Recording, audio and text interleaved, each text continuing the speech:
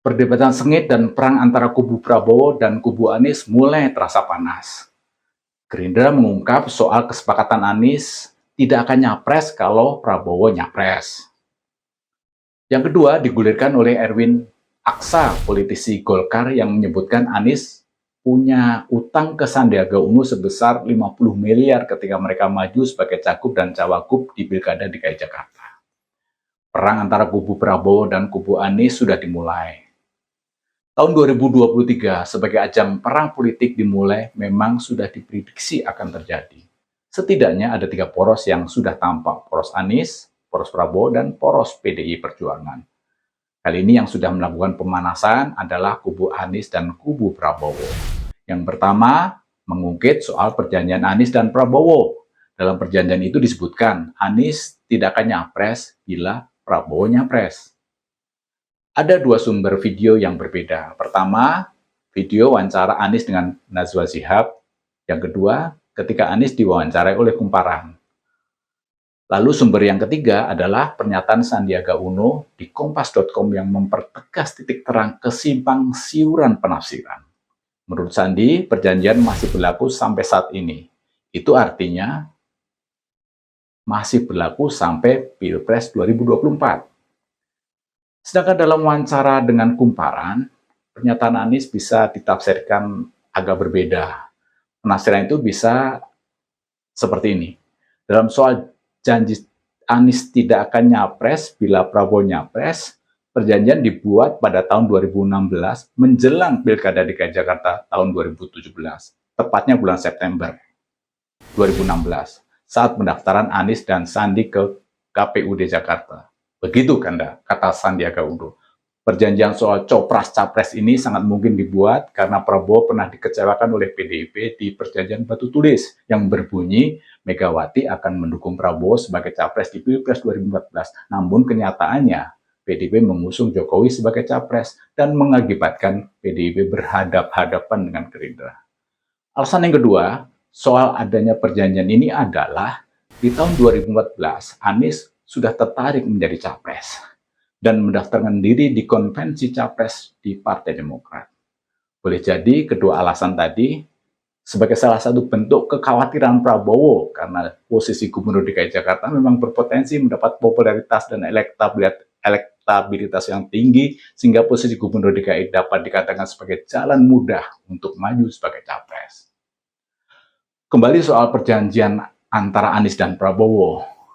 Bila penekanan perjanjian dilakukan pada tahun 2016, ini bisa saja diartikan bahwa perjanjian ini hanya berlaku untuk Pilpres 2019, bukan Pilpres 2024. Mengapa dapat disimpulkan seperti itu?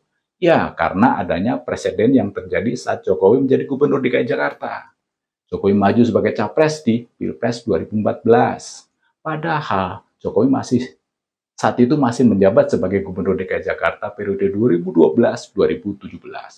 Baru menjabat selama 2 tahun, Jokowi meninggalkan kursi gubernur dan mengikuti kontestasi Pilpres 2014. Artinya, hal yang sama bisa saja dilakukan oleh Anies. 2017 dilantik sebagai gubernur, tahun 2019 ikut Pilpres. Artinya, tafsirnya sangat mungkin perjanjian antara Prabowo hanya ditujukan di Pilpres 2019, bukan di Pilpres 2024. Dalam wawancara dengan Kumparan itu sesungguhnya jawaban Anies dapat dikatakan agak ambigu. Ambigu pertama, Anies tidak akan nyapres bila Prabowo maju sebagai capres. Karena Anies komit tidak akan berhenti di tengah jalan saat melaksanakan tugas sebagai Gubernur DKI Jakarta dari 2017 sampai 2022. Sedangkan Pilpres saat itu dilaksanakan pada tahun 2019. Maka berdasarkan komitmen tersebut, Anies tidak mungkin akan maju sebagai capres tahun 2019 karena masih menjabat sebagai Gubernur DKI Jakarta. Ambigu yang kedua adalah Anies mengatakan proses pencapresan seorang kandidat ditentukan oleh partai politik. Tidak bisa dilakukan atau diajukan diri sendiri. Karena memang begitu bunyi undang-undangnya. Dari pernyataan Anies ini dapat diartikan bila pada tahun 2019 di Pilpres 2019 ada partai politik berminat mengusung Anies sebagai capres, mungkin saja Anies akan maju sebagai capres. Inilah pernyataan Anies yang tidak jelas, tidak terlalu jelas, dan tidak tegas alias agak kabur dan bisa menimbulkan banyak tafsir. Namun menjadi semakin jelas dan clear di acara Mata Najwa. Najwa Shihab berulang kali mencecar soal janji Anies yang tidak akan mengkhianati Prabowo. Najwa mendesak dengan pernyataan sekaligus kesimpulan. Begini bunyi pertanyaan Najwa. Bila Pak Prabowo maju sebagai calon presiden, Anies Baswedan tidak akan maju? Dijawab anggukan oleh Anies. Artinya jelas sekali. Pokoknya kalau Prabowo maju sebagai capres, Anies tidak akan maju sebagai capres. Anies tidak mau mengkhianati Prabowo. Sementara saat ini, meskipun Gerindra dan PKB belum mendeklarasikan diri sebagai capres, tapi tanda-tanda Prabowo akan maju sebagai capres di Pilpres 2024 sudah dipastikan sejak Agustus 2022 lalu. Maka, penafsiran bahwa Anies mengingkari perjanjian dengan Prabowo sudah jelas dan terang benderang. Hal yang lain yang mungkin hal ini dapat dikatakan sebagai perasaan bersalah atau feeling guilty Anies terhadap pengingkaran perjanjian itu adalah Anies sampai saat ini tidak berpamitan atau mohon izin ke Prabowo ketika Anies dideklarasikan oleh Nasdem sebagai capres Nasdem pada bulan Oktober 2022 tahun lalu. Padahal saat menyelesaikan tugas sebagai gubernur, Anies menyampaikan pernyataan terima kasih kepada Prabowo dan Salim Segaf. Kesimpulan dari perjalanan Prabowo dan Anies memang sangat mungkin terjadi kontroversi dan akan menjadi perdebatan panjang sampai Pilpres 2024 nanti. Kedua kubu akan menggoreng sampai gosong untuk saling menjatuhkan. Isu yang kedua, soal Anies punya utang sebesar 50 miliar dengan Sandiaga Uno juga menjadi gorengan yang empuk dan renyah yang akan menjadi bagian perdebatan panjang dan saling serang.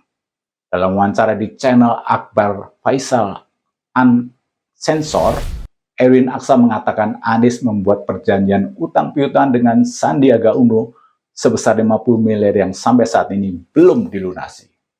Lalu buru-buru Sudirman Said yang saat ini dapuk sebagai ketua tim untuk menyiapkan koalisi perubahan mendukung Anies Baswedan dan kala Pilkada DKI Jakarta menjabat sebagai ketua tim sinkronisasi Anies Sandiaga Uno, Sudirman mengklarifikasi soal pinjam-meminjam itu.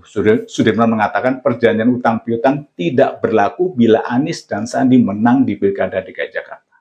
Tapi kalau dipikir-pikir lagi, mungkin saja perjanjian utang piutang ini justru harus dilunasi kalau Anies dan Sandi menang.